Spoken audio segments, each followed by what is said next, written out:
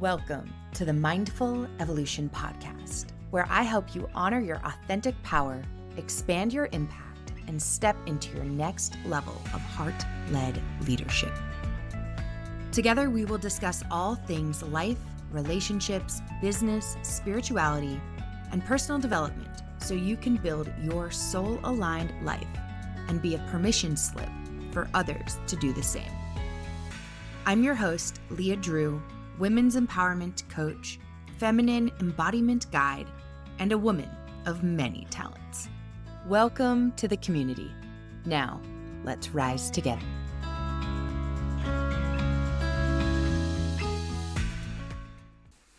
Hello, and welcome back to the Mindful Evolution Podcast. I am Leah Drew, your host, and today I am super excited to introduce you to my guest. Today I have Ben Duffy with me on the podcast, and Ben is a Naropa graduate student who has an extensive background in meditation. Ben is actually a new friend of mine, and we both share a common interest around psychedelics as healing medicine. And the more that Ben and I have gotten to know each other, the deeper we've dove into conversations that have left me thinking, damn, we should be recording this. For sure. So here we are. Ben, thanks for being here. Yeah, of course. Thank you for having me. Yeah. You and I recently connected over the last couple of weeks. What is it, 4 weeks ago now? Yeah. We met in a very unique way. It's a funny story. You want to say it? You go. I want to hear from you. Okay, so basically we were both going to a music festival called Arcadia in Las Vegas, and we had actually matched on the dating app Hinge a few weeks before we started talking, and Leah was like, do you have any fun plans for the weekend? I was like, I'm actually going to a music festival. And she was like, no way, are you going to Arcadia? And I was like, yeah. So we basically met on Hinge, linked up at Arcadia. She introduced me to her whole squad, which is full of amazing people. And again, we had just an amazing time, crazy conversations. And yeah, just one of those serendipitous, kind of synchronous sort of happenings. I don't know, it feels like it was kind of meant to be. It was just like all the connections and insights and depth we got out of that. So definitely a unique way of meeting you, but I am, so thankful. Super thankful. Yeah, it was probably one of the most unique ways I've met anyone off of a dating app before. Yeah. What's super funny too is I remember a couple of weeks prior, I was at Dushanbe, a place that you work, and I remember sitting at the bar and I saw you there. And I was like, who is this human? Like, you know when you can see someone and you can kind of either like see that they're on your same frequency or feel their energy and you're just like, who the hell is that? Like, I want to know that person. I remember feeling and experiencing that. I didn't say anything to you. And then I think it was like the day before Arcadia that you and I actually dropped into conversation on the dating app. And then fast forward and we met up at Arcadia, and it was kind of history from there. And you just like came right into our crew, like dropped right into the community. Everyone loves you. Oh, and that's so sweet. And we had such an epic week there. It was amazing. It was the best festival I've ever been to. The connection, insights, lessons, synchronicities is very crazy. But yeah, that is interesting. I think, again, with my whole worldview now, which we will get into definitely, there's a kind of there's meaning in all of that. So when you're picking up on that, there's a reason for that. And I don't know, also like maybe something was telling you, oh, maybe you'll have some sort of relationship with this guy later on. He's a familiar face you don't yet know. So interesting happenings. Yeah, like who is this human? Which is so interesting. And right, I feel like that whole first 24 hours of meeting you was kind of like feeling out like, what the fuck is this? Like, who is who is this human being who's now staying in our Airbnb and hanging with my friends? Totally. And I just met him on a dating app, right? Yep. And it brought up so many questions for me where I'm like, am I interested in this person? Like, all my friends are pretty humans. You're pretty human. Mm-hmm. Like, I'm like, what is this, right? And then there's the Mm-hmm. conditioning of, well, you meet someone on a dating app, and so Mm-hmm. you enter into relating usually through this lens of, oh, is this person going to date me, or am I going to Totally. date this person? Mm-hmm. Mm-hmm. And what was really beautiful was that you and I ended up dropping into a conversation, um, I don't know, like 12 hours after we met or something, like the Mm-hmm. following morning. And in that conversation, it just kind of became really clear to me that, like, we're in different spaces looking for different things. And I was like, awesome, this is a dope human. Great, we're friends. Mm-hmm. And that conversation also gave me insight into your world and some of the things that you were navigating. Mm-hmm. And one of Mm-hmm. the things you said to me was around your deep desire and mission right now to, as you said, re-enchant your relationship to the world around Ooh, you. yeah, yeah, yeah, yeah. I'm That's really a curious, like, what does that mean to you? wow. So that's like obviously, like I said, it's a huge part of my life and my spiritual progression. I do have a really like intense background in meditation and Buddhism. I stayed in an ashram in India, and then at various Zen centers for about a year total, which is very intense practice with meditation in particular, and realized what comes out of that for me at least, and I think for everybody, is this desire to connect and to connect with yourself deeply and intimately, others, and also the world. And with learning from different Dharma teachers, one guy in particular, his name is Robert Bea. He just passed away a few years ago, but that's the focal point of his teachings is basically how do we re-enchant this world to make our experience something then other than what is culturally conditioned in the world today, especially in the West. I found it's a combination of scientific reductionist materialism, those three words in particular. So we believe in science as though it's our God. It's our God right now in one lens. Materialism, like matter is real and the imagination is not real. And reductionist in that we're saying that this is objectively how it is. There's no other way of seeing it. And when I experience that, you can feel it. And I can feel it come on sometimes, and it feels like a cage. It feels like, oh, this world is dead. The trees, the clouds, the rivers, they have nothing to tell me. They're just dead, lifeless matter, just molecules floating around. It's all random. I don't have a direct relationship to it. And I'm also, by default, random in this world. And in a sense, kind of lifeless. And there's that soul element that's missing. And through my practice, I found it just kind of incorporating, I guess you could call it, more indigenous ways of relating to the world that are kind of have existed all around the world in various traditions, and that we have disconnected ourselves from in a lot of ways. And basically, so my practice now is like, I heard this quote, for instance, that's like, when you step out in the morning and the breeze hits your face, it has something to say to you. And are we open to hearing what it has to say? Are we re-enchanting that and opening up the potential and the real experience of having a relationship to that, to the wind, to the clouds, to the sunsets, to the mountains? Um, what are they telling us? Not just telling us, can I be connected to them? When I look at the moon, for instance, I actually went through this period that was pretty hard recently, just as kind of coming back to reality, just the standard school work, all that, coming down from that high of Arcadia, and I just was crying for like 3 hours. And I remember looking at the moon and saying, "That's the same moon that's seen me highs and lows back when I was traveling in India." I remember looking at the moon and having that same experience, and realizing that it's got my back in a sense. It's seen me. It's holding me. The earth is holding me too. And when I have that kind of connection, which is cultivatable, it's not that you have it or you don't. It's like a practice, just like meditation or exercise. It's a practice. And when you start to use that muscle, when you're working the muscle of soul, you start to build a real connection with these things, with the world around you, with the place you're living in, with the people in it too, obviously. And that is so deeply nourishing, realizing I'm not alone.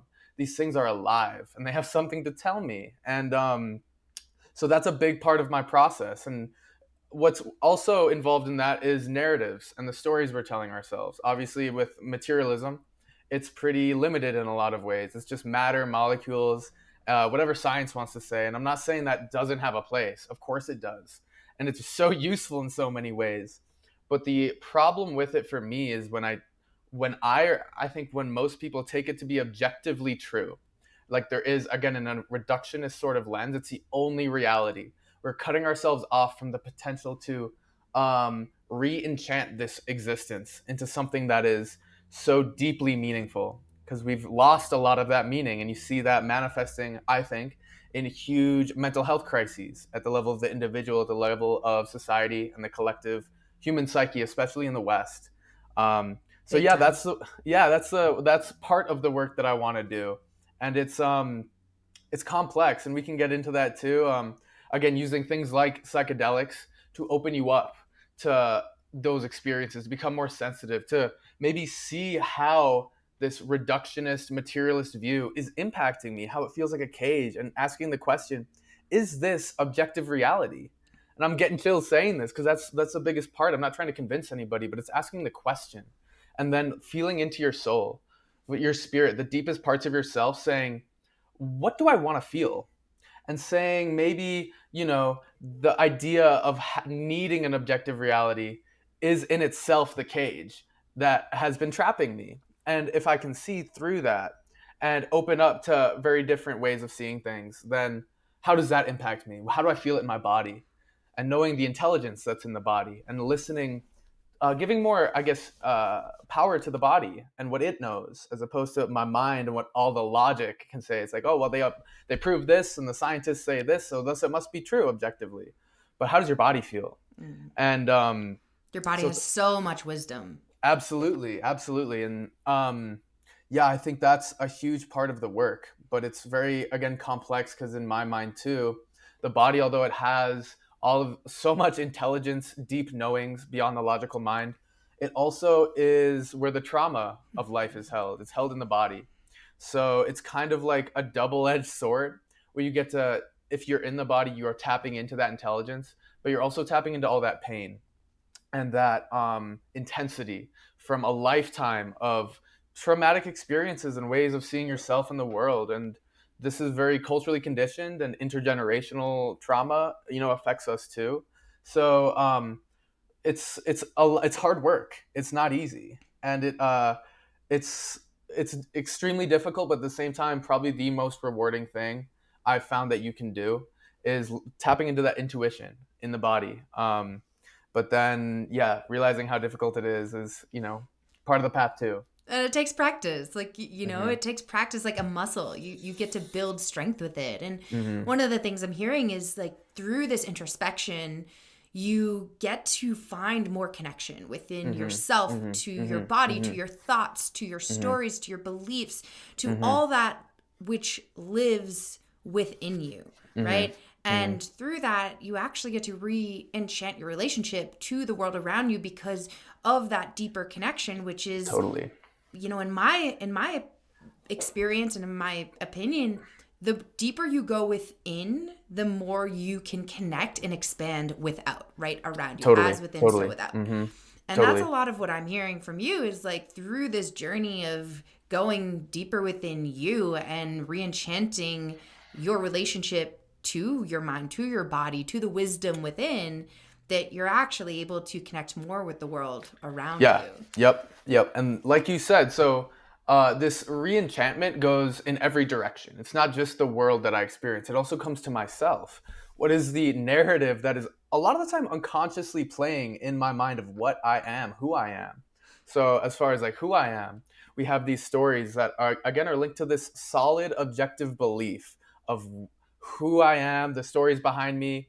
And when they're solid like that, they're hard to change. And there was points in my life through meditation and experience with psychedelics where I could open up to those narratives, see them clearly, and start to choose, who do I want to be?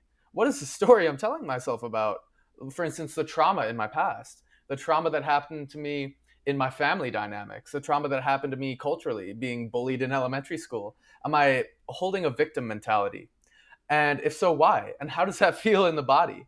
Or do I start to own it, see that pain, those difficulties, those traumas, honestly, as lessons and as messages, and as essential pieces that were necessary to make me who I am today.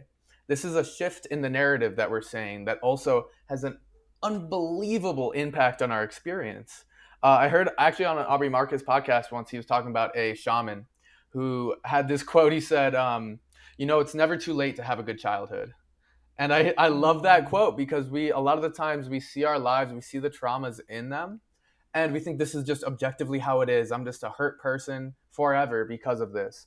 And interestingly, when we can tap into that pain, listen to the messages, we start to be able to change these narratives and these stories in a way that is empowering and gives us agency. And for instance, maybe, hey, I was hurt in the past, but I was able to rise to the occasion and overcome those difficulties. And how does that impact the system? Listening again, what is the body saying? Does that give you a sense of strength, a sense of like some ground to stand on, instead of always, maybe giving our power away to our past? And just these little tweaks in the narratives that are unconsciously playing for the most part, and how that changes our experience. I love that you're saying that.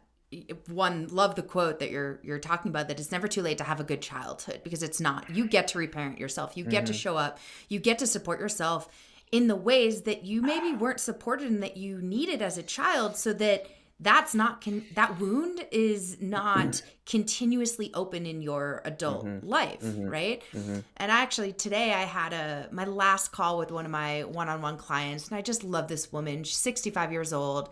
And in the last 6 months, she's just come so far. We are in our first couple of sessions together.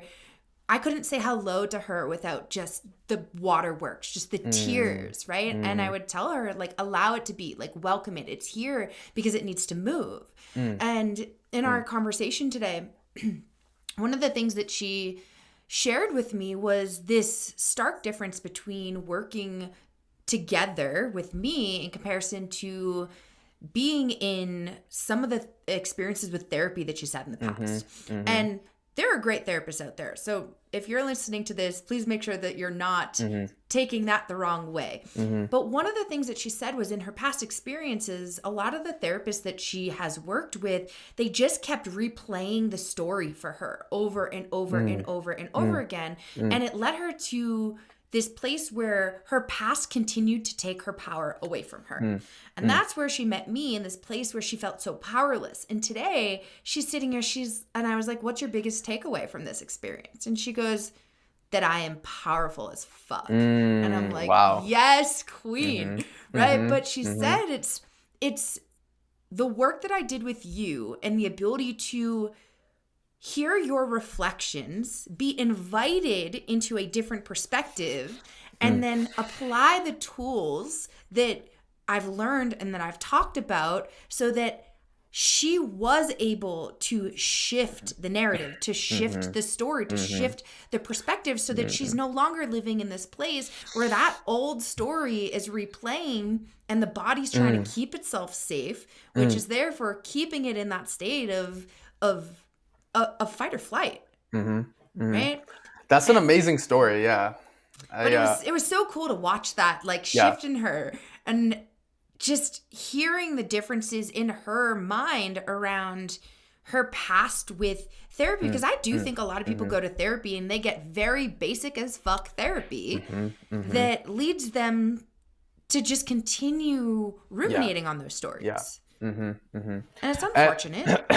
It is. And so there are, I think, again, from my perspective, I'm in a therapy program officially, but I think that Western psychotherapy is limited in a lot of ways of what it is willing to approach. And when there are, for instance, circumstances in somebody's life in their past that is traumatic and it invokes kind of recurring patterns in somebody, we work with maybe those patterns, but it depends on the style of therapy, but some will not address the underlying narrative.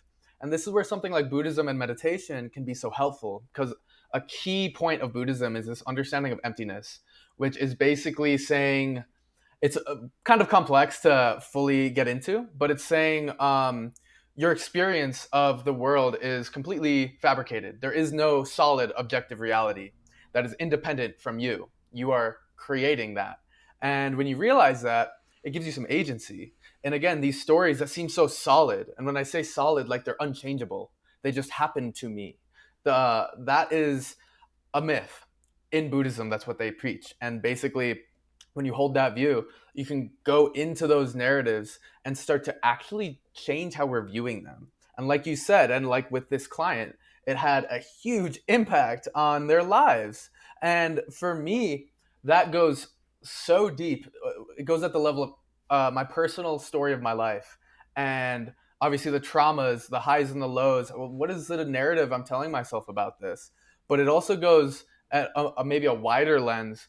What is the narrative that I have about what is going on right now? This thing that we call life. What is it? At the end of the day, because nobody can tell you with certainty. Nobody can tell you. But yet we have this sort of solid belief that we know what's going on. And this is rooted in the human psyche's deep desire to find some solidity. Because we feel when we're in this free fall of not knowing, of emptiness, which is also, you can call it boundlessness. It's eternity and infinite also. So in this boundlessness, the human mind can become, I guess, uncomfortable. So we look for that solidity and look to things like dogmatic religion or science to give us some ground to stand on because we're uncomfortable with that groundlessness. But what's interesting is it's not the groundlessness that I found in my experience, at least. It's not the groundlessness that is uncomfortable. It is my relationship to the groundlessness. When I'm saying that I don't like it, I don't like this feeling, I want some solidity, that resistance is creating an experience that is painful. I want to be somewhere other than where I am. And in Buddhism, they're preaching reality is groundless. It's whatever you make it. And when you can have an ability to be with that, you start to get so much agency in your life and your narrative. So again, what's going on in this world right now? What's going on as far as like the existential crises in the world? What is the narrative we're giving to it? Are these messages? Are these kind of prompting us to change ourselves and how we're viewing things? Am I just this body? You know, in Buddhism and with psychedelics, they will show you, maybe they'll give you some insights. I am not just this body. And can I hold that without falling back into the culturally conditioned belief that, nope, I actually am just this body. I was just tripping. That's a common thing that happens. But when you understand this groundlessness, you realize I can make it anything I want.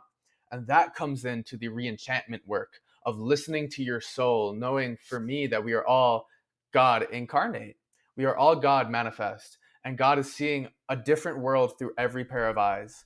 And our soul, our unique soul that is in us, I don't mean that in a dogmatic sort of Christian sense, but our own personality at the deepest levels. What does that want to experience in this place? What stories do we want to tell ourselves? Because I can tell myself that I am just this mind and body. Ben will be dust someday, and then that's it. And that's a story that you can hold. And it's just as real as any other. But how does it feel in your body? To me, it felt very limited. And I can tell myself, you know, I am just this body at one sense, but in another sense, I'm also deathless. I am everything around me. Like I've said, the same seer that has seen my life through my eyes is the exact same seer that has seen your life through your eyes. And that every person, every animal, every tree, I would say even every mountain and river has seen through their own lens. And realizing that seer doesn't die. There's nowhere to go. This is just this timeless place. And when I hold that view, not saying that's more real, how does it feel in my body? And the key too is we can often look for this solidity, maybe in those more, I guess, free thinking, expansive views, like I am deathless. And that can easily become our new ground to stand on. But then we're subtly denying the fact that this body will become dust. And what has been here now will not be here forever. And the freedom, in my experience, comes from not holding to either of these views, but holding them both.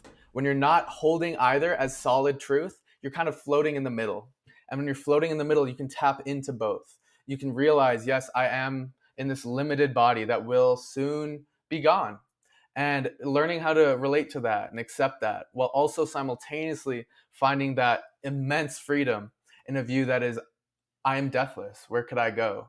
So it's a huge topic worth exploring. And it, again, there is no, like I said, solid ground. It's listening to how do I want to define myself and the narratives that are playing on in my life.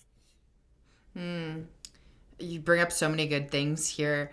And before I shift into this topic of death, right, that you and I have gone pretty deep on and I want to dive into here today, I'm curious, like, because you and I, we have experience here. We have experience looking at our stories. We have experience stepping into being objective or zooming out and being able to, like, take these apart.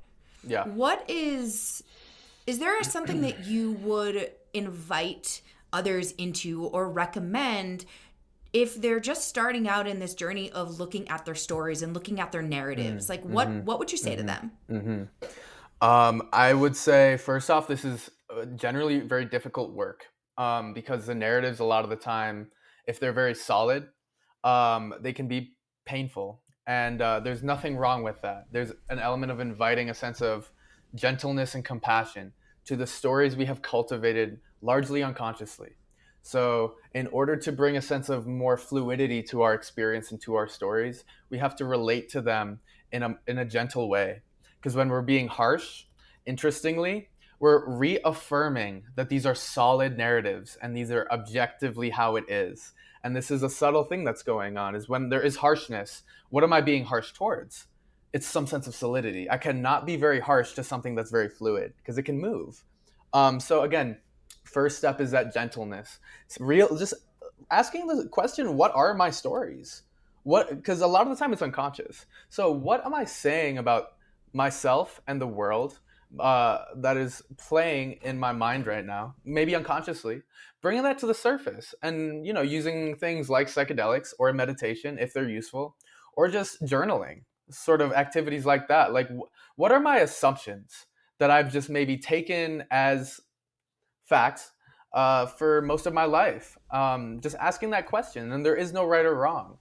And there really is no right or wrong. That's the beautiful thing. And just approaching it with gentleness, seeing what am I telling myself right now?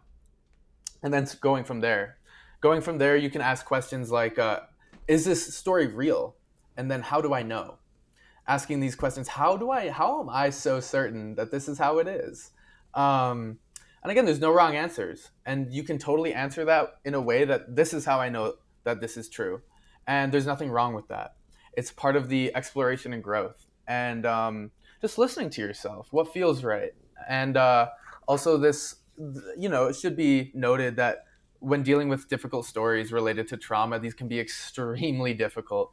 So like what we learn in class is this notion of touch and go. If it's very difficult, maybe see if you can bring it into your awareness, whatever difficult narrative or experience it is, bring it into your awareness just for a second. Touch it, see if you can feel how that feels in the body, and don't stay with it any more than you want to. Knowing that it's very useful to touch into these things, but you don't want to hurt yourself. You don't want to hurt your mind. You don't want to hurt your experience in a drastic way. So baby steps, gentleness, and just asking that open question, like what are my storylines? Because it's largely unconscious. I like that aspect of touch and go, and I have experience with that in a different way where it's thinking about two polar opposite experiences, right? And so I almost see, as you're stepping into that with someone, right, having that tool to drop them back into a different experience, right? To like connect them with their five senses, to bring them back into the experience that's actually not like traumatizing and stressful for them. Yeah. And it's almost like you can, by having those two experiences, right, the trauma and the grounding, like calming experience, it sounds like you can kind of play along that line there, right? That balance of, okay, we're a little too far over here. Let's shift back into this, right? Yep. Let's bring more of the feel good hormones and right, the parasympathetic response back to the body. Yep.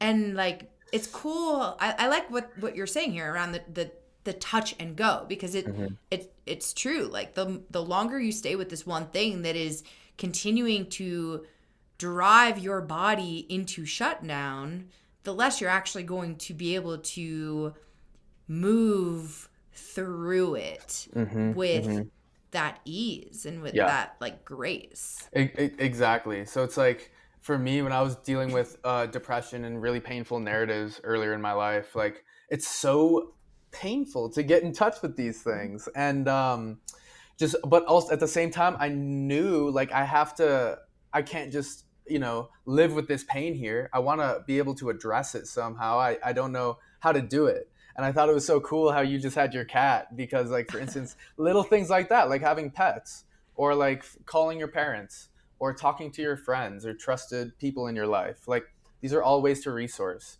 And it reminds me, like in yoga, they talk about finding your edge, like the edge where you are getting a stretch that maybe is working your body in a beneficial way, but not tearing a muscle. Mm-hmm. So there's a line there, and Yeah. it's like you have to kind of push it into that discomfort to start to get some movement and some benefits and some change, but in a way that is skillful, so that we're not bringing on maybe a collapse of the psyche or having like just a shitty time, honestly. There's so many ways to integrate those little resource tools throughout your day. Like, actually, funny enough, the whole thing, we both left pillows at the Airbnb that we're still trying to get back. And one of the pillows that I left there is this like square white, like super fuzzy pillow that looks like a polar bear and like feels like, well, I've never touched a polar bear, but You can imagine. I would imagine, right? But I call it my emotional support pillow because it always brings me back to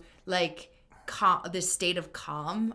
Part of that is because I've done a lot of work with power animals in some of my trauma healing journey. And one of my power animals is a polar bear. And so it always reminds me of this power animal that is there to keep me safe and to guide me and to support me and to hold me and to hug me and to look into my eyes, to see me, to feel me, to hold me, to understand me, right? And it's just like little things like that can be a resourcing tool. It can be like a coin. I've seen people have coins. I've seen people use like keychains, or like some people have a hat, or like a blanket, or like a stuffed animal. There's so many different things that someone can use as a resourcing tool.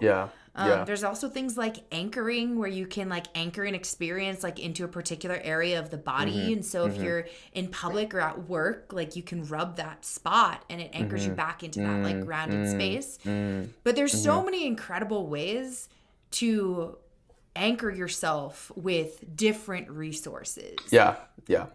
And just kind of learning what are mine. It's another question in this exploration. How do I get resourced? I could take a bath, or for me, I love to move my body so I could exercise, I could dance, I could go on a run, I could take a cold shower. The way I love you and the way you move your body, and you are like a different species of human when it comes to moving your body.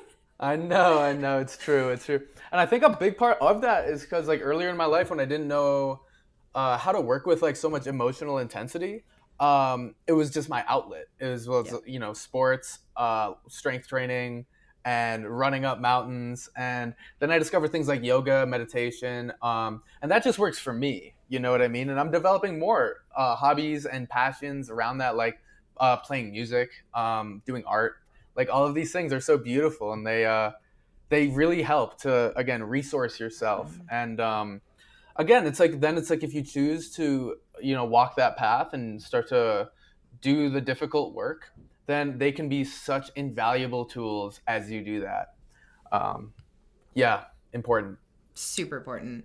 I definitely resonate with you in the movement, the intensity. Like before I knew how to channel that, it was channeled into movement, into high intensity sports. And there's that switch that I have that I can choose to turn on. Like I can go really freaking hard and let it all out. And is that actually going to be what supports me in that moment, right? And so it's discerning as well. Like, yeah, you can flip that switch on, and does that support you, or is that actually doing the opposite? And are you engaging in something that's an old pattern, or are you engaging in something that is supportive and that is helping you be aligned and dropping into your body and listening and communicating and all the things?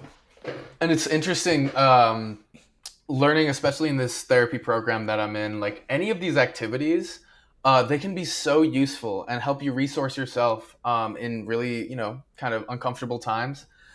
but they can quickly turn into escapes. And escapes from what?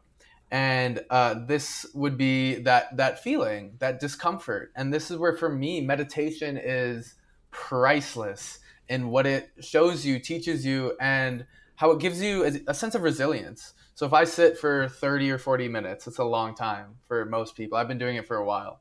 But naturally, that discomfort comes up related to maybe narratives or interpersonal relationships, some thing I said that I wish I didn't. And I feel that pain. And in meditation, uh, I learn a part of the learning that skill of meditation is learning how to sit with it, how to not get up, how to let it be there, say that this has a place in my experience. Maybe the fact that I feel bad about something I just said to this person. This discomfort is a message. It's helping to teach me something. And can I listen to it? Can I listen to what it's saying in my body when I feel a contraction in my chest or in my stomach? Do I try to push it away? Do I try to breathe it out? And there's nothing wrong with that. But also, can I cultivate a sense of resilience, saying this too has a place? Because I found through meditation in particular, a big part of the discomfort is the resistance. One teacher named Shinzen Young, he's a Zen teacher. He says, he has this beautiful equation because he's a really mathematical guy.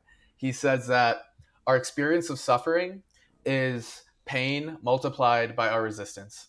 So knowing that pain is a part of life, when we love something and it ends or leaves, that is painful.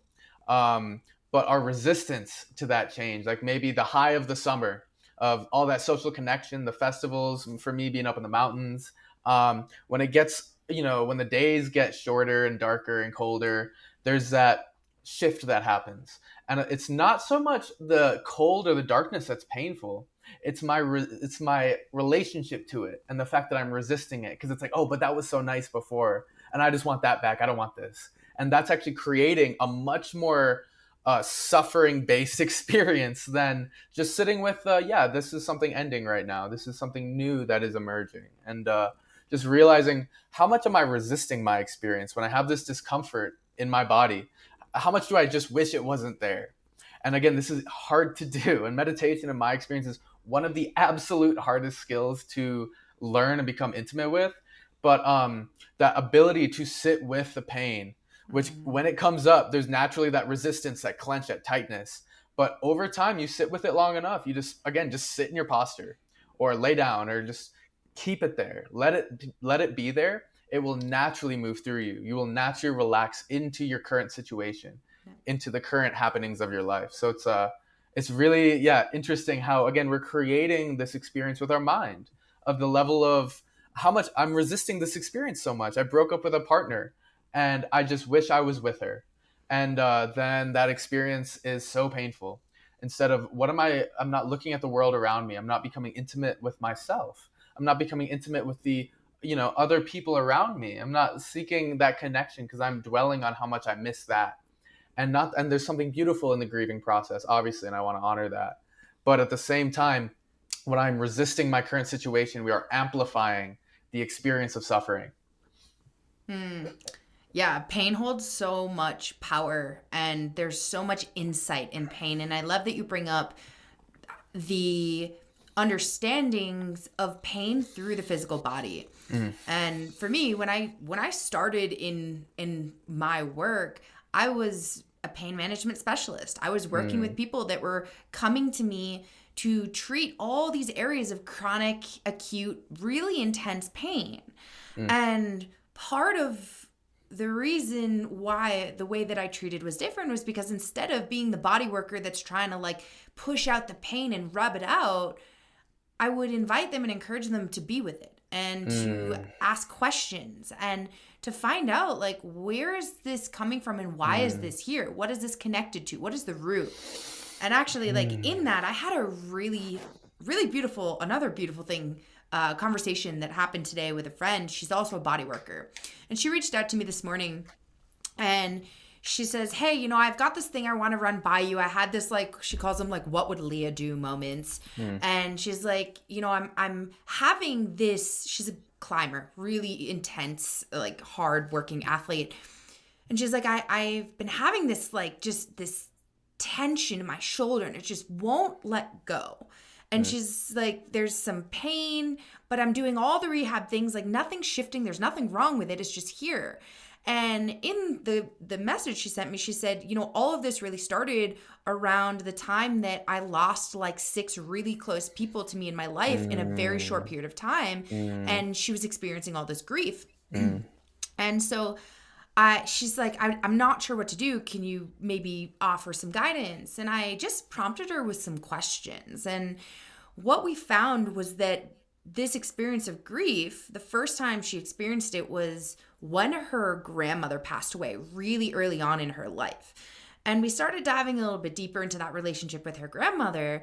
And she instantly was like, oh my God, like this is generational. Like this isn't mine. I'm carrying this. And as we moved through some of the conversation and I invited her to work with her grandmother and with her grandmother's spirit, and just like you're saying, asking questions, like inviting communication, regardless of whether this is a living person or a deceased individual, their spirit, their energy, it is still living, it is still one, it is still all around you. And sometimes it's a matter of going back into that and asking those questions and inviting in conversation.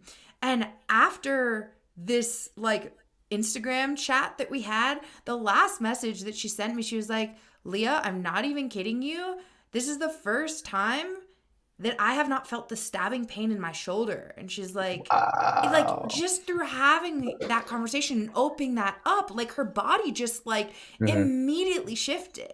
That is so cool. It was so insane. I love shit like that. That is so cool. I mean, totally. It comes back to like that whole topic of physical disease manifests from this dis-ease within our psyche. Yes. And mind and body are so inseparable that you can see them easily as just one thing. When I have this dis-ease in my mind, again, which links to a resistance, which is, again, difficult to work with, it manifests then in our bodies in interesting ways. I would love to explore more into things like traditional Chinese medicine, meridians, like that mind-body connection and how it sort of functions at like those deep levels. The teeth are incredible, like the connections to the organs and interesting. Yeah, I've had some wild experiences when I was doing all the body work and the pain management, because I was pulling all these different concepts together.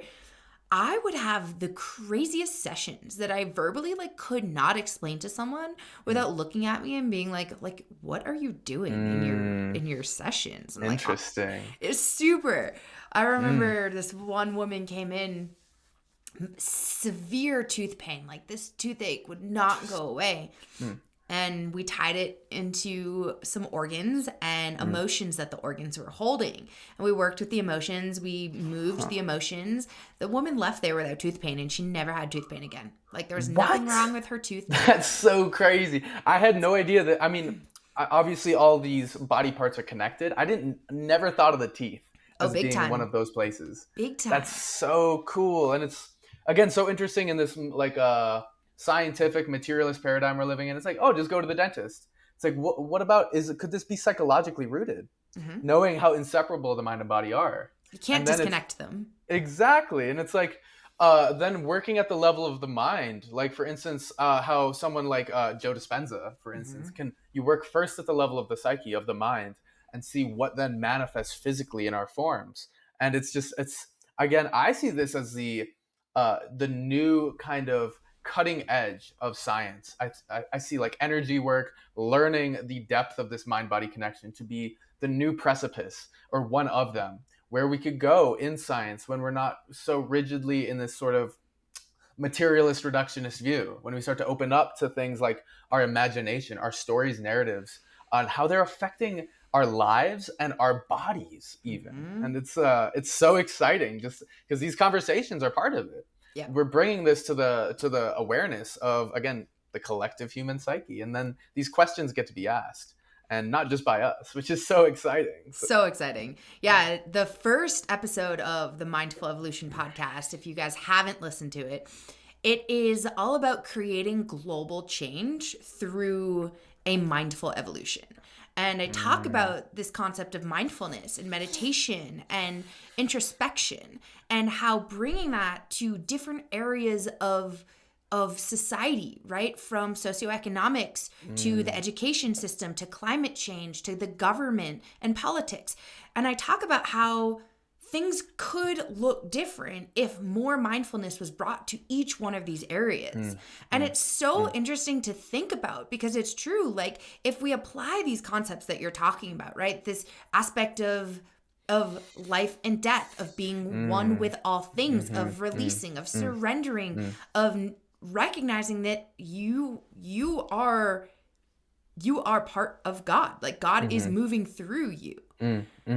And like, to bring all these concepts into different areas of the world and into our economy could do so freaking much for the way that our world functions. And that's the whole reason for my podcast. Like, taking all these concepts and being able to talk about them, being able to sit with them, being able to take the hat and try it on and toss it to the side. I don't friggin' like that one. Okay, great. Put a new hat on, right? Like, how does that one feel?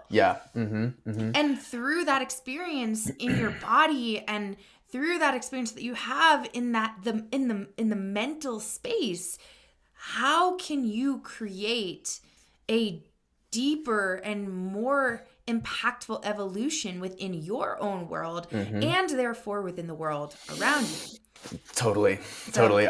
Well said. That's I mean, it makes me think. So Naropa is a Buddhist university in Boulder, Colorado. I think it's the only one in the States, actually. But its motto is to change yourself and then change the world. So through the action of changing yourself is the only way we can hope to change the world.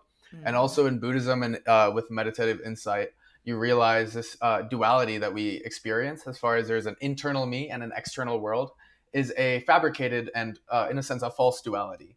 It's actually one thing. So how I am internally is always going to manifest in the world.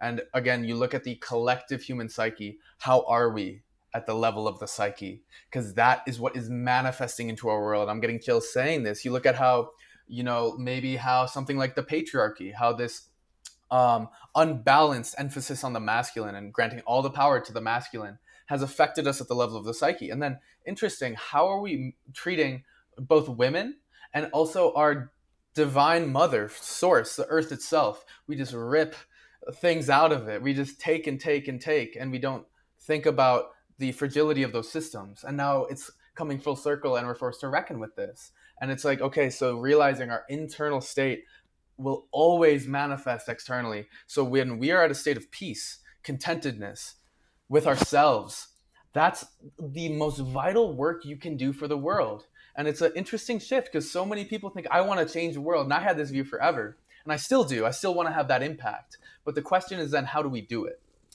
Do I do it by putting myself out there, running myself into the ground, like spreading myself too thin on so many activities or so many causes, which is valid and it's beautiful, but realize there's such an enormous impact you can have by looking at yourself, looking at the trauma in my body right here, right now, looking at the stories I'm telling myself. Because when I hold that peace, for instance, like you talked about with death, when I'm actually at peace with that, when I'm not living in a state of fear from not looking at that part of life, when I don't have that fear in the background, I can be so much more open, loving, connected, because I'm not worried. I don't have anything to prove. It's the fear is now not manifesting, but it takes strength and awareness to look at these things, these narratives that are unconsciously playing, and how they're, again, affecting our psyche and our energetic body. And then, I think it's so cool to see so many people through psychedelics, meditation, all of these things that are catching on nowadays, and how that is changing people at the personal level. And while in a sense, it's like so beautiful to see, the apocalypse is almost happening. The end of days as we know it. I won't say things will end. We don't know how things will go. But at the same time, there's death in everything. There's death in everything. And it's a beautiful part of it. And basically, listening to the world, listening to all of the pain, what the news wants you to see, all of the fear, and people are getting that message. We're to the point we can't look away. And we're forced to maybe look at our relationship with this thing called fear, this thing called death. and start to, again, naturally start to work with it organically and at a huge level. And when we can do that, when I've always thought for a long time, Alan Watts actually said something similar to this, is the only way that we will avoid the apocalypse and the end of the world is by completely accepting it. If it has to happen, it's in hands bigger than mine. Creation itself is flowing flawlessly. Who am I to say otherwise? And when I hold that view and I can let go, that's when things will start to be in alignment. When I'm not driven by fear, I'm driven by love and presence for this moment that we have. Regardless of how things go, we have this. And I'm getting chills right now. This is such a blessing, and we forget that. And it's again a practice to come back to that. Yeah, it's such a practice, and especially those dark, challenging moments where you really get to practice that and find the beauty in the darkness. Oh, and yeah. Our world focuses so much on life. Our world focuses so much on growing and living and doing and being this thing, right? This person of success and achieving, right? There's always, you're reaching for more. And we are raised through the education system with that implemented into our heads. And then you think of like the foreign cultures, let's say, and they literally have holidays dedicated to the celebration of death. We don't do that in the United States. We don't celebrate death. We don't embrace death. We don't develop our relationship with death the same way that we develop our relationship with life. And I know that you and I have dove really deep into conversation about this. And I'm curious for you to just I'd love for you to share more around your perspective of death and how you've navigated this journey of really embracing it and getting closer with it to the point where it doesn't have power over you. So like you said, so our experience of death and the story that we're telling ourselves about it is, for the most part, pretty scary. In the dominant Western paradigm, it's scary. It's something we want to avoid. And there's, that's a part of it. Obviously in this biological system, I don't want to die, and I will do what I can to make sure that that doesn't happen. But at the same time, are we deeply examining what is this thing that we're calling death? And I found through experiences with psychedelics, high doses in particular, where these things are unavoidable. These things will come to the surface of your awareness, like these stories we're telling ourselves, like, oh my God, what is that thing that everyone will experience? And no one knows what happens when you die. And it's scary, panic, and avoid, don't look at it. And I realized through many parts of my life, like painful experiences, the way out is through. And there's no other way, actually. The way out is only through. You cannot distract forever. And life has this fierce grace where it will show you all of the painful things in your life just through circumstances until you learn to let go of that certain thing. So our fear of death, interestingly, could be viewed collectively. We're going through this change right now. When shit's hitting the fan, we're relating to what is this thing called death. So for me, it was also in intense meditation retreats, when you're sitting with your mind for 8 hours a day for a week, not speaking to anybody. These stories become clear. What am I telling myself about this? And am I so sure about this? When I'm, again, with meditation and psychedelics, both of them, you get to see it and experience that pain. And it can be intense and very painful. And if you let it be there, you can let the energy move. When there's that contraction in me, for instance, it's energy.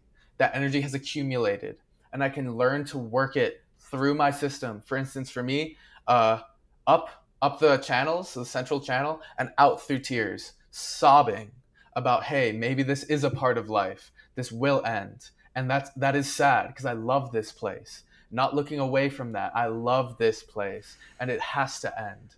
And it's giving me chills again. It's so beautiful, connecting me to this moment that I have now. And only when I was able to move that energy, accept that narrative, accept the fact that things will end. Everything that I love will someday come to an end. And it's It's beautiful when you can look at it close enough to let it do its work on you, to move that energy through you, accept it for what it is. And then you can start to examine it and be like, what is this thing called death? All of these Eastern traditions have a different lens on it. Buddhism has a certain lens. Christianity has a certain lens. Judaism has a certain lens too on what happens when we die. And then you can work at the re-enchantment level of changing my story and relationship to it. Something that we talked about earlier was a meditative approach to death, understanding how the mind creates this story called death.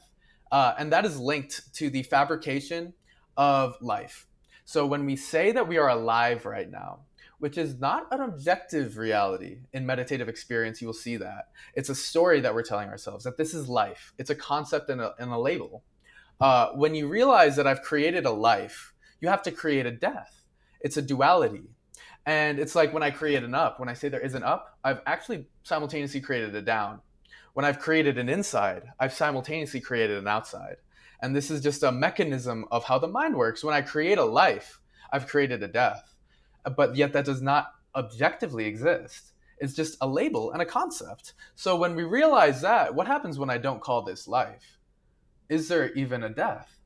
Is this just maybe a timeless, infinite, eternal moment that we're living in right now?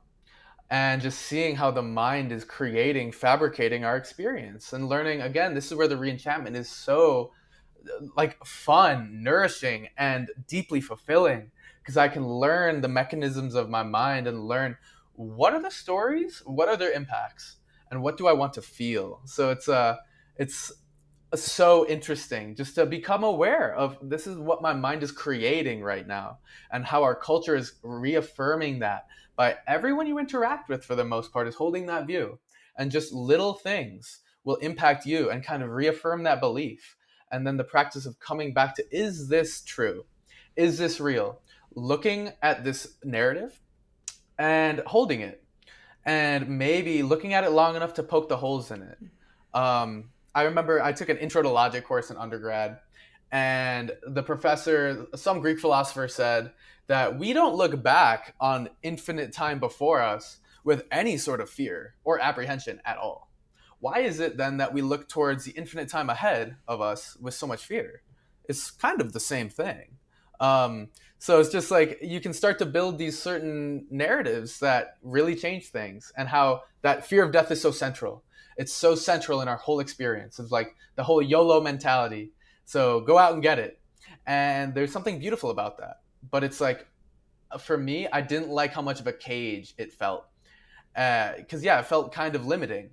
And now that I have such a different view on it, I feel that expansiveness. I feel that freedom to work with my narratives and my stories in this place right here and right now. And how that can go so deep. And really, really the only way to do that is, again, to become intimate with the current narratives that we're telling ourselves. And so what is death? Who told it to us? Where did we learn it? What does it feel like? And let that pain sink. Because a lot of this, I think, is unprocessed pain. Is the fact that, death exists and now we're done talking about it.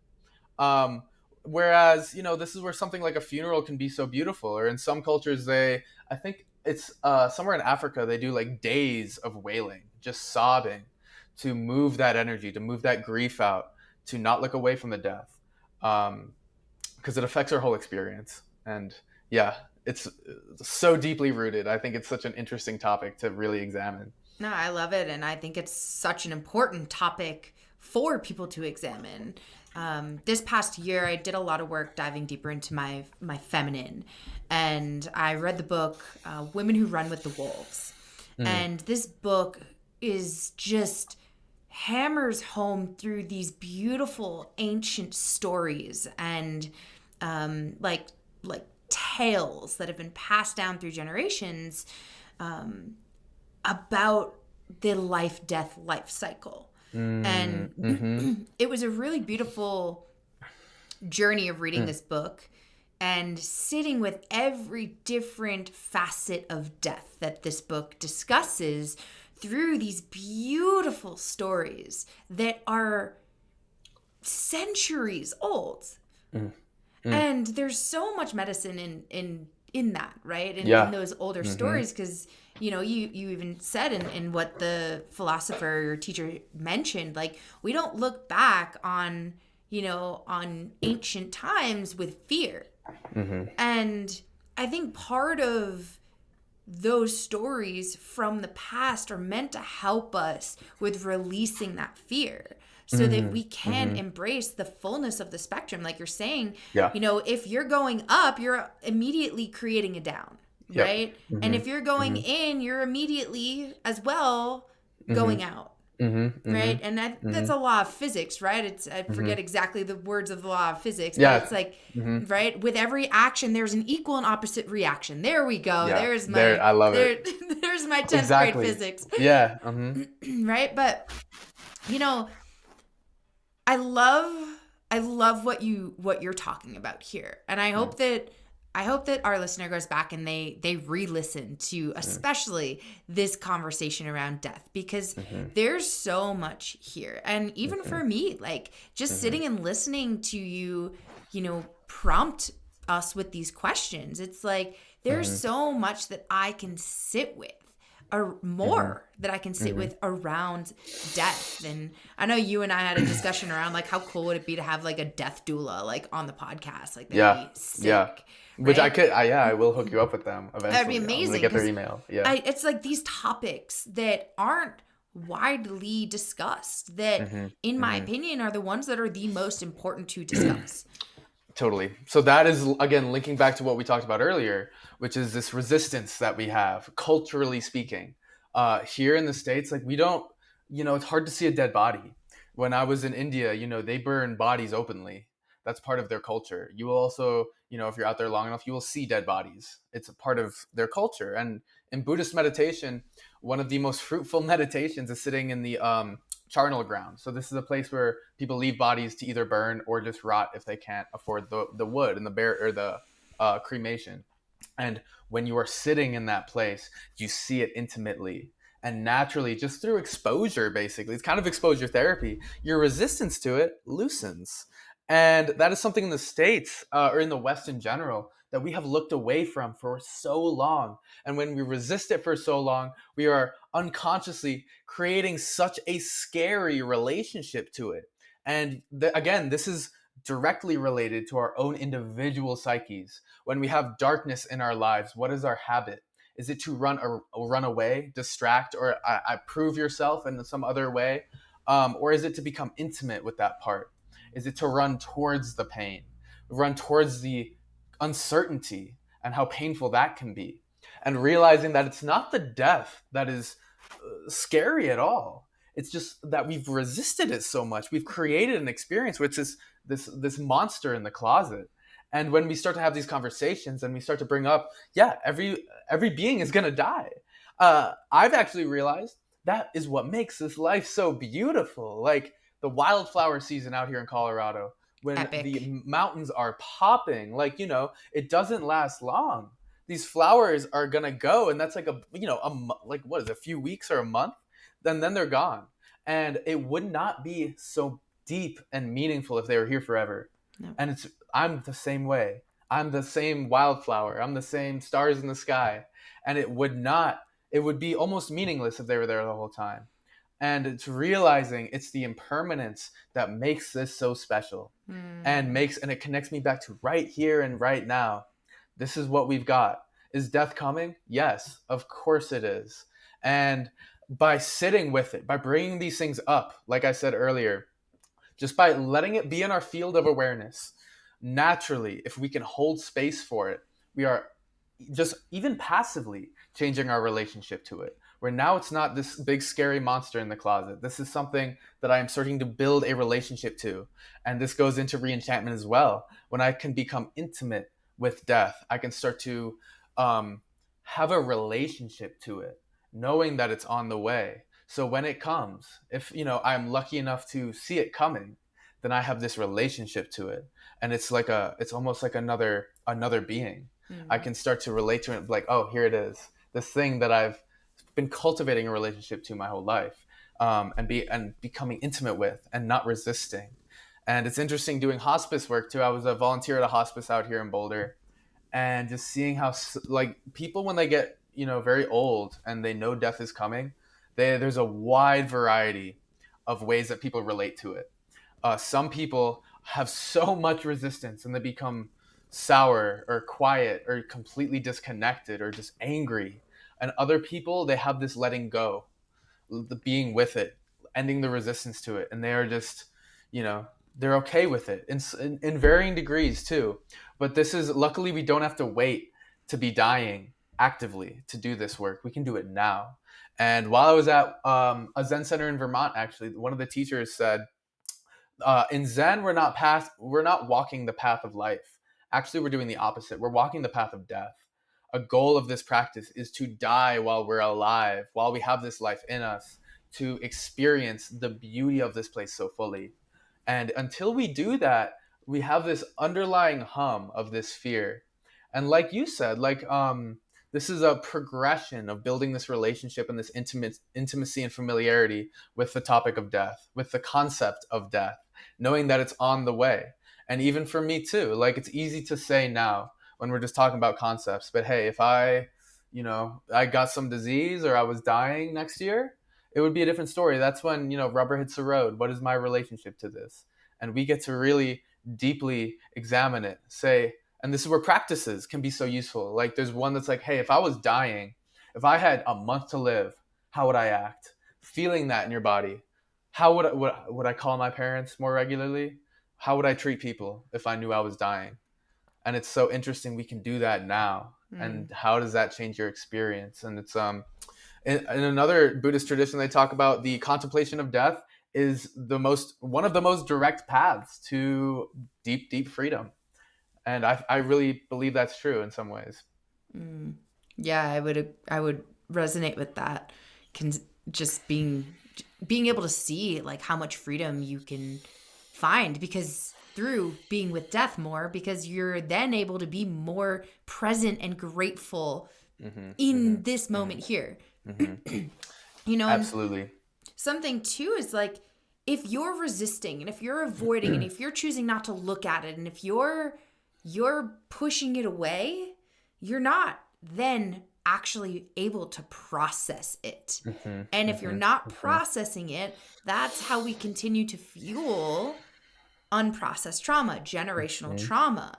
And it keeps us sick. Coming back to the physical body, it leads to chronic disease. It leads to chronic inflammation. It leads to chronic pain. It literally kills us.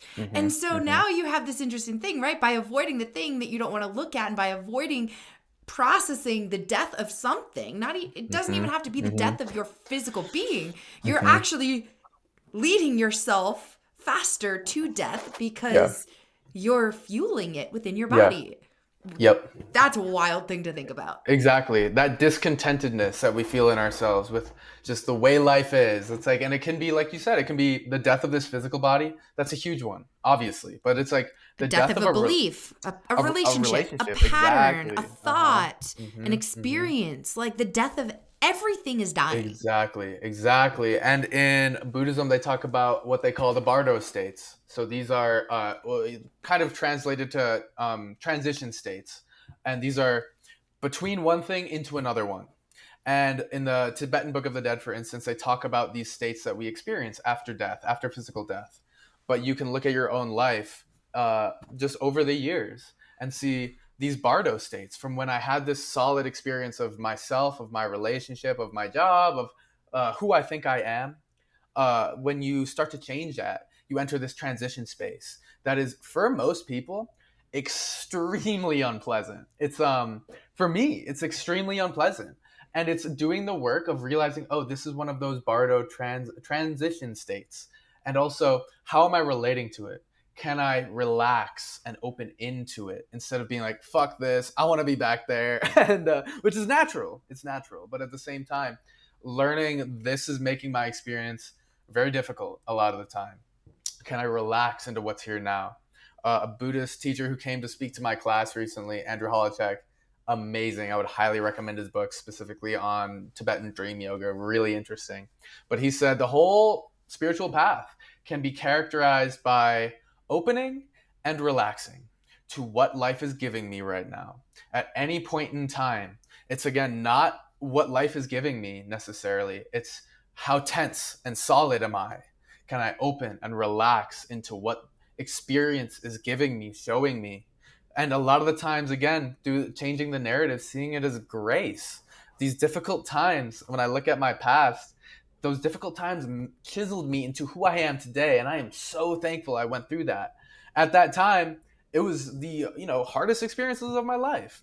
And then over, the past few months especially, I've started to consciously pray more and say thank you for the abundance you've given me, for the blessings you've given me, like counting those blessings, remembering them, and then saying thank you for the difficulties, thank you for the pain you've given me, because it's helped me grow in so many amazing ways, and seeing that as grace. That is knowing this whole experience is tailored for you, and the painful things and the bad things are actually not something to avoid.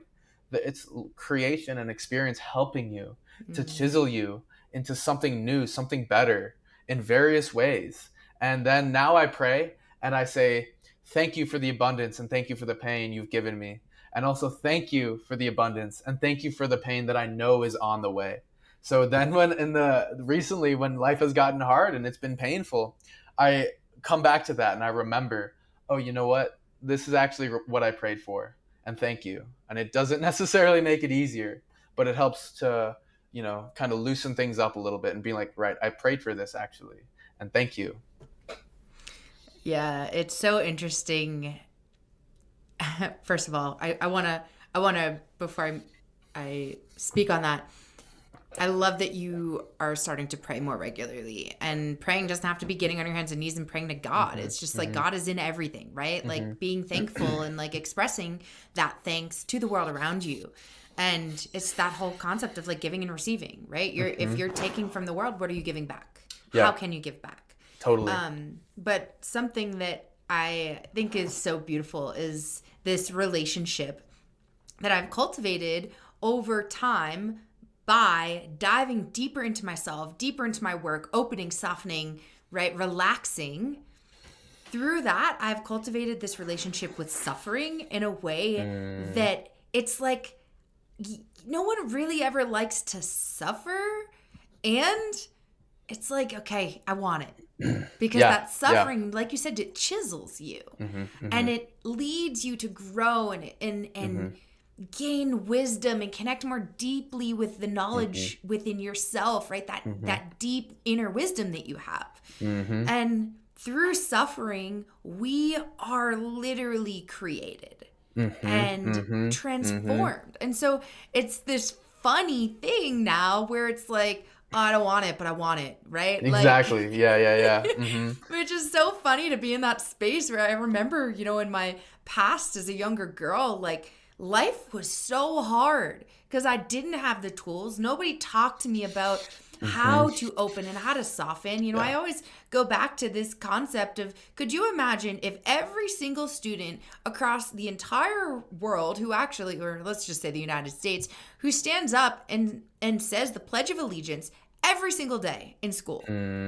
What if every single day, instead of being dropped into the Pledge of Allegiance, they were dropped into their breath, they were dropped into their body, they were dropped into tools that prepare them for the suffering? It's just like that one little change. And I talk about this in that first episode of the Mindful Evolution podcast, is like, what if these changes were brought to us? How would it change our relationship to death, to suffering, right? To the world around us? There's just infinite possibilities. That is so cool. That's such an interesting contemplation. If we just change a Pledge of Allegiance, 30, 45 seconds a day. So what if we did a loving kindness practice where it's like, I am enough just as I am right now. The world is enough. You know what I mean? Just may I be loved. May I be safe in, today. What if we did that every day? It's like these little things have a drastic impact on our lives. And it's like we can brainwash kids into, patriotism and nationalism. And that's, an option, I suppose. That's a way. Exactly. But it just opens you up to like what would Mhm. happen if we were giving kids tools or practices early in life to not just be producers and consumers, but to be real, living, breathing human beings, and to work with the full spectrum of human emotion, not to push them away, to honor them, to see them in ourselves, know how to relate to each other and ourselves.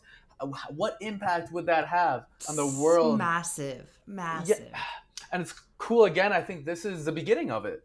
This is the beginning. These conversations, obviously nothing's changing right now, but these ideas, as they start to circulate, we can see how these little changes maybe can impact the whole world, so that my kids and future me's, again, future beings that are me in a different body, don't have to experience such a shitty place. This is nirvana. This is heaven on earth. Why is it that we still have people who are homeless? Why is it that we're still dropping bombs on each other? Let's examine these questions. Why really are we doing this? And it's like, does it have to be like this? And also honoring this is part of the learning process. We have to feel this pain. We have to see this pain to make the change. And honoring that it had to be this way in a certain sense. The world had to suck like this in a lot of ways, so that we could make it better, so that we could see how we can change these things. And yeah, it's a beautiful path to be on and a beautiful life to live right Mhm. now. It is. And you see that on that individual level, right? It's like through that suckiness and through that suffering, you know, many of us finally get to a place where we look at it and we Mm-hmm. get to be with it. And I'm Mm-hmm. starting to like have so much belief in the fact that the world as a whole is ready for that, to look at Yeah. our government, to look at our systems, to look at our Mm-hmm. education, right? Yeah. To look at all these, to look at war, right? It's Yeah. like if we could do what we're doing on an individual level, on a collective, like societal Yeah. level, like Mm, what mm, is mm, possible? mm-hmm. Is it? Ooh, ooh, you're giving me chills. I know. I'm so into I this. know. Yeah, Because it's just there's so much there. And and like yeah. go ahead. No, go ahead. And like we said earlier, it's like, how do we change the world? We work on ourselves first. We Yep. change these narratives. We embrace pain. We rise to the occasion to see, yeah, the world in a lot of ways is kind of fucked. And, we start to own that. And when I can own that, accept it, yeah, this is the way things are right now. And I can move through it with a lot more agency, with a lot more courage and strength. And that is how we start to change these things. And I like I said, this place right now, this is nirvana. This is heaven on earth. This life is beyond comprehension. So then why is it so painful? Asking these questions so that we can then start to address these things. And I really believe I've had visions of this. They're hard to describe to people. You got to find the right people. But that the world that we are going to exit these bodies in is going to be indescribably different than the world we came into. And I mean that we're young. I'm 27, and like we're already having these conversations, and I like mean, look at how fast AI is changing. Like, exactly. there's flying cars are apparently a thing now. Mm-hmm, Like, mm-hmm. Yeah, you and that's know, technologically, and it's interesting now. I think Aubrey Marcus said something similar. That was our technological prowess and advancement is all the way up here, but the level of our conscious evolution, we're still like down here. And if we keep going like this at the level of technology, we're gonna explode. yeah, We need to rise to meet our technological yeah. prowess with our self-awareness, We need to with close the our gap. exactly. Yeah. Otherwise, it's not gonna go maybe like we planned or like we'd want it to. And this is again having these conversations. We can do the work to start to change our world in amazing ways. It's again, I'm so excited to be a part of this experience that's going on in this lifetime right here and right now. That is so difficult. It's so challenging and so scary in so many ways. But we get the opportunity to rise to the occasion instead of breaking down. That happens, but lifting each other up when people are broken, lifting them up to rise to the occasion. Because, like I've said many times, we all have our own gifts inside of us already. We don't need to work to cultivate them. There are passions, our hobbies, what we love in this world, and everyone's different, and we need them all. All So of we you. need to learn how to we lift each other up instead of having this divisive mind of someone's right, someone's wrong, so, whatever it is, Democrat or Republican or sides in violent conflict.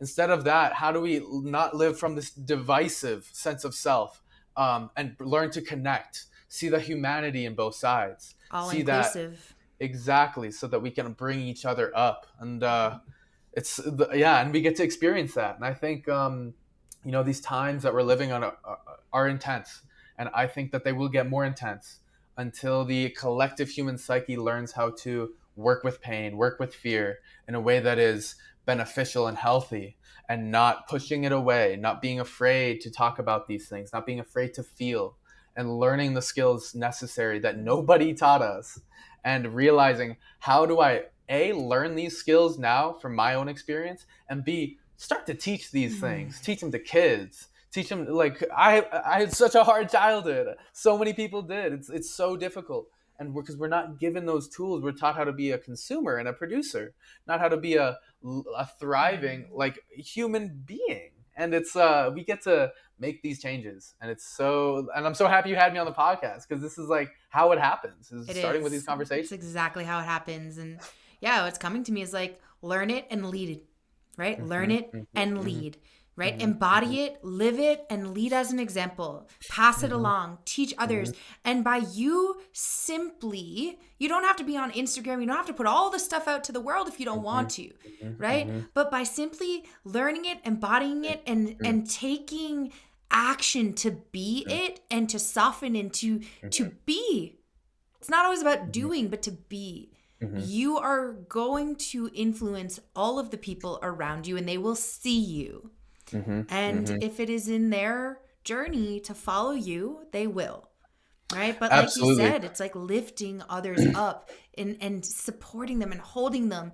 And that's, in my opinion, why I feel the community that we are a part of is so special, because we do that. We hold each other in a way that no group of friends has ever held me. In a way that I have never had the opportunity to hold an entire group of friends. Like, dude, our crew's like 15 plus deep. Like, So and the 15 cool. people are just the ones that are here locally, right? Totally. But it's like, that is it. That is it. And so I'm so grateful that I had you here today. I'm so grateful for the conversation. Like, I always love going deep with you, and it's just so...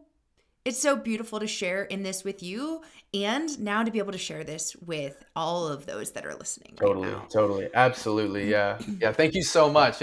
I could keep talking forever. I know, we totally amazing could. to talk to. Yeah. We will definitely have more episodes, or I'll have you on my podcast once the semester ends and I can actually focus on other things. I'm excited I'd love for to have it. you on. I'm excited for all the things that are coming. I'm excited to know you. I'm excited to just Likewise. be walking this journey with you. And, that being said, one of the questions, the last question I would like to ask you, if there is one thing that you could pass along to our listener that would support them in taking a more mindful approach to their human evolution, what would that be?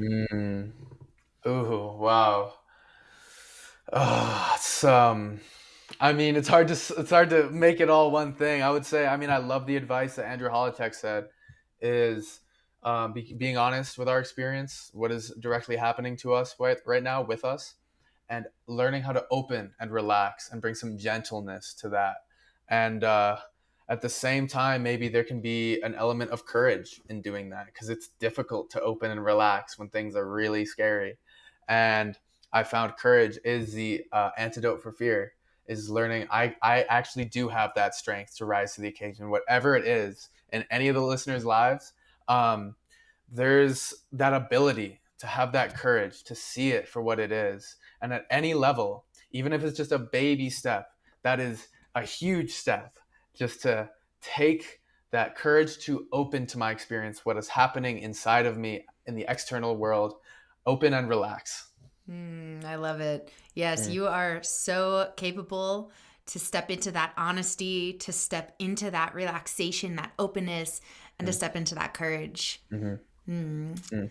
Duff, thank you so much for being Of course, here. of I course. I love loved it. you Yeah, I love you. Thank and you so much. so grateful for your presence. Mhm. If anyone would like to find you, I will put your information in the show notes. Yeah. But you are on Instagram, Duff Daddy Yeah, Duff 100. Daddy 100. That's me. Yeah, That is you. yeah, that's all I got right now. Again, I'm in the process of making a website, making a podcast. I want to do like blog posts and post some of my poetry, all that kind of stuff. So it's all in the making. It's just I got 50 things going on right now. So all in due time. Yeah, and it's a whole process. And yeah, Absolutely. as you add those things, I'm happy to add those into the show notes. But for now, Yeah. if you guys are looking for Duff, you can find him on Instagram, Mhm. and I'm sure he would love to dive deeper into conversation Yeah. with you. So Yeah. Hit me up if you want. Absolutely. amazing, Duff. Thank you for being here again. I Yeah. love you so much, Yeah. I love and you. I will talk to you soon. Yeah. Thanks, Leo. Bye.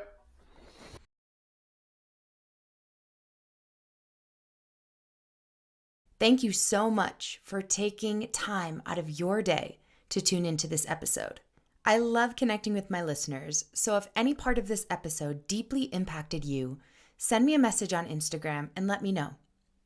And if you are loving this podcast, please help me by leaving a review so that I can share this medicine with more beautiful humans like you.